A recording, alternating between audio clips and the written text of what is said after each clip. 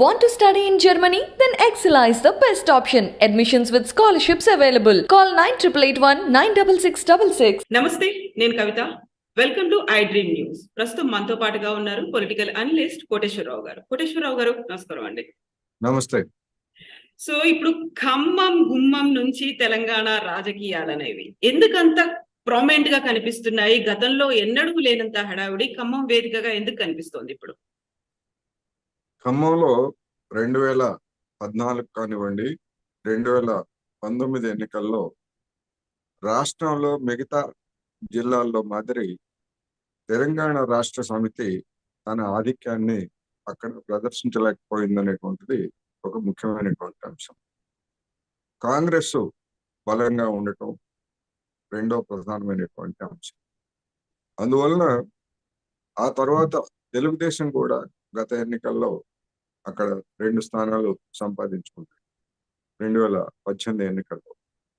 ఈ రీత్యా ఆ ఖమ్మం జిల్లాలో ఉన్నటువంటి భౌగోళిక ప్రాంతం అనండి, లేదా సామాజిక తరగతుల యొక్క పొందిక కానివ్వండి, అక్కడ టిఆర్ఎస్ లేదా ఇప్పుడు బిఆర్ఎస్ ప్రభావం అంతగా లేకపోవడానికి అనేక అంశాలతో పాటు ఆ జిల్లాలో వామపక్షాలు కూడా గణనీయమైనటువంటి ఓటింగ్ని గతంతో పోలిస్తే ఇప్పుడు కాస్త తగ్గినప్పటికీ వాటి ప్రభావం ఇప్పటికీ అనేక నియోజకవర్గాల్లో, దాదాపు అన్ని నియోజకవర్గాల్లో కూడా గెలుపు ఓటములని అంటే క్లీన్ గా ఉన్నప్పుడు, స్వల్ప మెజారిటీలతో 2 ప్రధాన పక్షాలు పోటీలో ఉన్నప్పుడు గెలుపు ఓటములను నిర్దేశించే స్థాయిలో వామపక్షాలు ఖమ్మం జిల్లాలోను, అదేవిధంగా నల్గొండ జిల్లాలో ఉన్నాయనేటువంటిది అందరికీ తెలిసినటువంటి సత్యం. దీనికి తోడు 2014 ఎన్నికల్లో పొంగులేటి శ్రీనివాసరెడ్డి ఖమ్మం ఎంపీగా వైసీపీ తరఫున గెలవడం, ఆయన అనుచరులుగా ఉన్నటువంటి వాళ్ళు స్థానిక సంస్థల్లో లేదా ఇతరత్ర అనేక చోట్ల విజయాలు సాధించడం అనేటువంటిది కూడా తెలిసింది. ఆనాడు వైసీపీకి వామపక్షాలు, పొంగులేటి శ్రీనివాసరెడ్డికి వామపక్షాలు ఇచ్చినటువంటి మద్దతు ఆయన గెలుపు కూడా కాదు.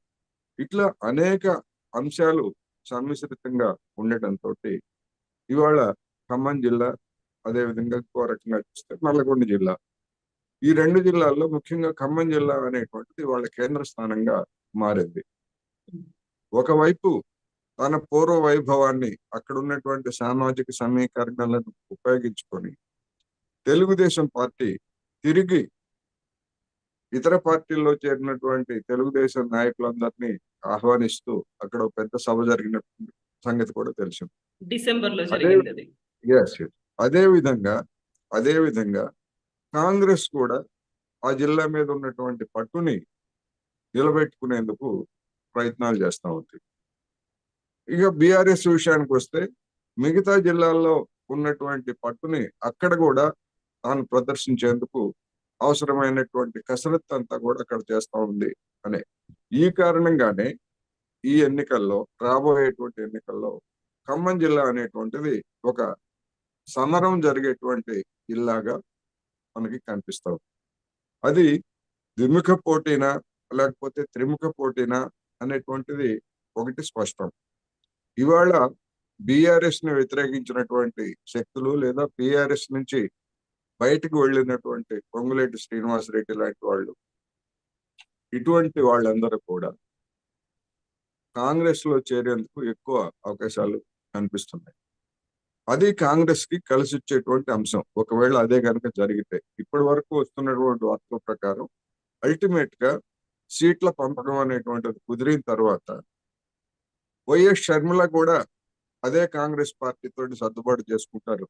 ఆమె సొంత పార్టీని, సొంత దుకాణం నడుపుతూనే కాంగ్రెస్ తో టైఅప్ అవుతారనేటువంటి వార్తలు కూడా వస్తున్నాయి. వీటన్నింటి రీత్యా ఖమ్మం జిల్లాకు రాజకీయంగా ప్రాధాన్యత ఏర్పడింది అనేది మనం అర్థం చేసుకోవాలి. సో బీఆర్ఎస్ ఆవిర్భావ సభని ఖమ్మం వేదికగానే పెట్టుకున్నారు. అక్కడి నుంచి జాతీయ పార్టీగా అవతరించిన తర్వాత ఒక దిశానిర్దేశం సీఎం కేసీఆర్ చేశారు. 3 రాష్ట్రాల ముఖ్యమంత్రుల్ని పిలిచారు. ఆ తర్వాత తాజా మాజీలు అందరూ అక్కడికి వచ్చి ఇప్పుడు అక్కడ బీఆర్ఎస్ పరిస్థితి ఎలా ఉండబోతుంది? ఎందుకంటే పొంగులేటి చాలా క్లియర్ గా చెప్తున్నారు. ఆ ఖమ్మం వేదికగానే అక్కడ ఉన్నటువంటి మంత్రులు కావచ్చు, ఇతర ప్రజాప్రతినిధులందరినీ ఓడిస్తాను అనే మాట. అక్కడ పొంగులేటి శ్రీనివాసరెడ్డి లేదా ఆయన అనుచర గణం ఒక కీలకమైనటువంటి పాత్ర పోషించేటువంటి అవకాశాలు ఉన్నాయి. అటువంటి వ్యక్తులు లేదా శక్తులు ఇప్పుడు ఉదాహరణకు మహబూబ్ నగర్ జిల్లాలో జూపల్లి కృష్ణారావు సంగతి తెలిసిందే.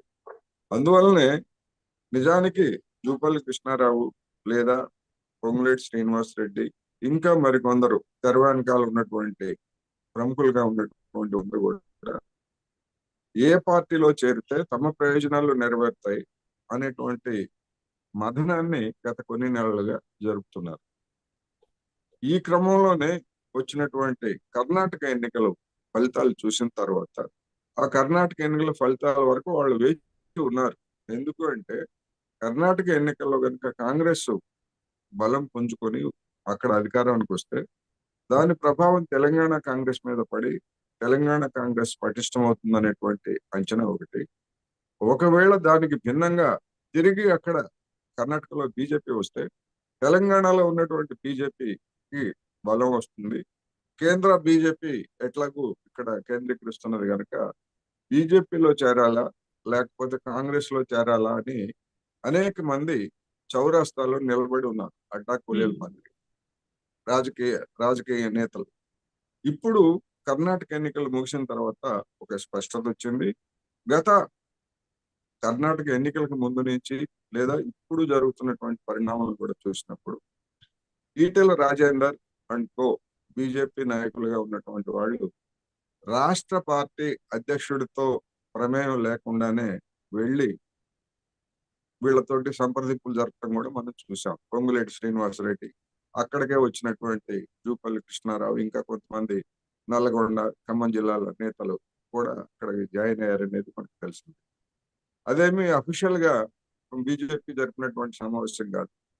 వ్యక్తులుగా బీజేపీలో ఉన్నటువంటి కొంతమంది కూడా అక్కడ ఇమడలేక లేదా వాళ్ళు ఆశించిన మేరకు బీజేపీ రాష్ట్రంలో అంత బలంగా లేదు అనేటువంటి అభిప్రాయానికి ఆ పార్టీలో చేరిన తర్వాత వేసుకున్నటువంటి అంచనాల కారణంగా మనమందరం కలిస్తే కాంగ్రెస్ ని ఎక్కువ బార్గెన్ చేసి మన సీట్ల వరకు లేదా మన అనుచరులుగా ఉన్నటువంటి వాళ్ళ సీట్ల కోసం మనం బార్గెన్ చేసి ఒక హామీ పొందితే కాంగ్రెస్ లో చేరితే ఎలా ఉంటుంది అనేటువంటి ఆలోచన జరిగిందనేది అందరికీ తెలుసు. పైకి ఏమన్నా చెప్పొచ్చు. అందువల్ల ఇప్పటికీ వాళ్ళందరూ కూడా అదే ఆలోచనలో ఉన్నారని అంతిమంగా కాంగ్రెస్ లో చేరతారని చెప్తున్నారు. అయితే ఏ విధమైనటువంటి షరతులు ఒప్పందాలు జరుగుతాయి అనేటువంటిది మనం తర్వాత చూడాల్సి ఉంది. ఆ రీత్యా అక్కడ కాంగ్రెస్ ఇంకా బలపడేట్లయితే దాన్ని ఎదుర్కొనేందుకు ముందుగానే బీఆర్ఎస్ నుంచి బహిష్కృత నేతల యొక్క ప్రభావం ఏంటో తెలుసు కనుక ఆవిర్భావ సభను కూడా అక్కడే పెట్టడం ద్వారా లేదా అంతకుముందు తెలుగుదేశం పార్టీ చేసినటువంటి ప్రయత్నం కూడా అక్కడే ఉంది కనుక అక్కడే తేల్చుకోవాలనేటువంటిది కేసీఆర్ వ్యూహంగా కూడా కనిపిస్తా ఉంది కనుక అక్కడ బీఆర్ఎస్ ఆవిర్భావ సభను పెట్టారు. ఇప్పుడు ఏ విధమైనటువంటి బల ప్రదర్శనలకు దిగుతారో రాబోయేటువంటి రోజుల్లో అనేది చూడాల్సి. అయితే వెరీ రీసెంట్ గా ఎన్టీఆర్ శత జయంతి ఉత్సవాల్లో భాగంగా ఎన్టీఆర్ విగ్రహం కూడా శ్రీకృష్ణుడి రూపంలో పెట్టాలనుకుంది కూడా ఖమ్మంలోనే. ఎందుకని ఖమ్మం ఈ వేదికగా అనుకున్నారు? అక్కడ ఆంధ్ర తెలంగాణకి బార్డర్ లో ఉంది అనా, లేకుంటే సామాజిక వర్గాల పరంగా చూసుకుంటే అక్కడ పెట్టాలనే ఆలోచన? ఆంధ్ర తెలంగాణ బార్డర్ లో ఉండటం ఒకటి, నాయకులు లేకపోయినప్పటికీ ఖమ్మం జిల్లాలో ఉన్నటువంటి కొన్ని ప్రాంతాల్లో తెలుగుదేశం సానుభూతి పరులు అనేటువంటి వాళ్ళు ఉండటం ఒకటి.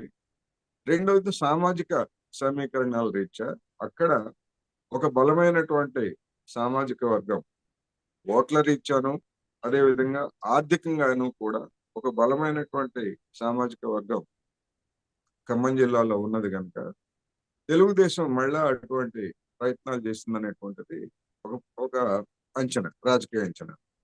దానికి కూడా మళ్ళా కొంతమంది కొన్ని కుట్ర సిద్ధాంతాలని తీసుకొచ్చారు. ఎందుకు అంటే ఆంధ్రప్రదేశ్ లో తెలుగుదేశం పార్టీకి బీజేపీ మద్దతు ఇస్తే తెలంగాణలో ఈ సామాజిక తరగతికి చెందినటువంటి వాళ్ళ మద్దతుని కూడగట్టేందుకు తెలుగుదేశం రంగంలోకి దిగి అక్కడ సభ జరిపిందనేటువంటి సిద్ధాంతాలు కొన్ని ప్రచారం చేశారు. దానిలో వాస్తవాలు అవాస్తవాలు ఏమిటనేటువంటిది అప్పుడే చర్చ జరిగింది. దానికి ముందు తేలాల్సినటువంటి లెక్కలు చాలా ఉన్నాయి, అంత తేలిక కాదు అనేటువంటి అభిప్రాయం గతంలో కూడా నేను వ్యక్తం చేశాను, ఇప్పటికీ నాదే అభిప్రాయం.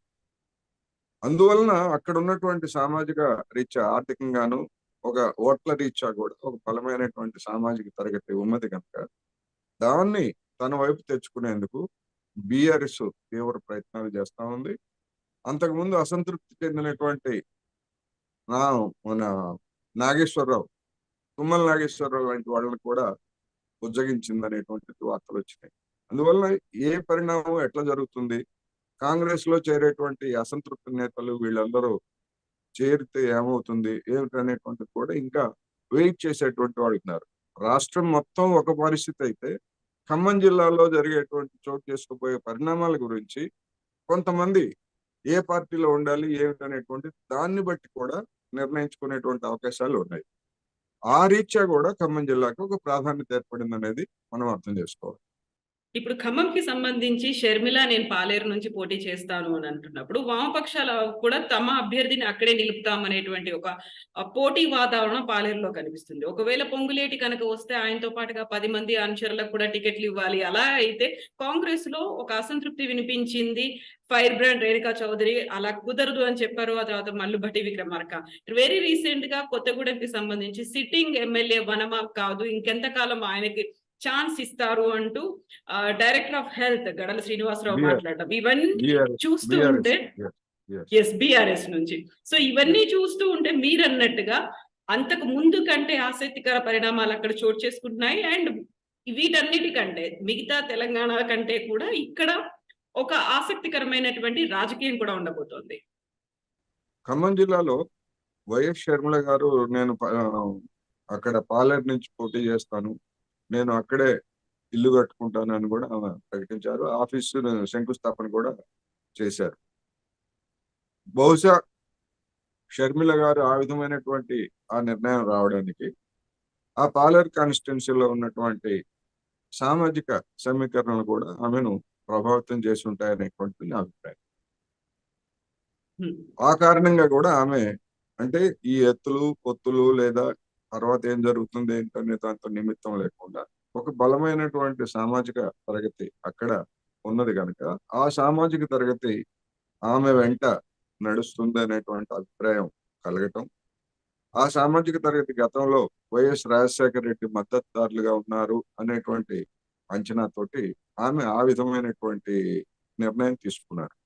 అయితే ఖమ్మం జిల్లాలో కానివ్వండి లేదా నల్గొండ జిల్లాలో కానివ్వండి లేదా మొత్తం తెలంగాణ రాష్ట్రంలో మునుగోడు ఉప ఎన్నిక తర్వాత బీజేపీని ఎదుర్కోవాలంటే లేదా బీజేపీ కుట్రల నుంచి రాష్ట్రాన్ని తప్పించాలంటే బీజేపీ ప్రభావాన్ని అడ్డుకోవాలంటే అది బీఆర్ఎస్ కి మాత్రమే సాధ్యమవుతుంది అనేటువంటి అంచనాకు వామపక్షాలు ముఖ్యంగా సిపిఎం సిపిఐ రావడం అనేటువంటిది ఒక రాజకీయ పరిణామం.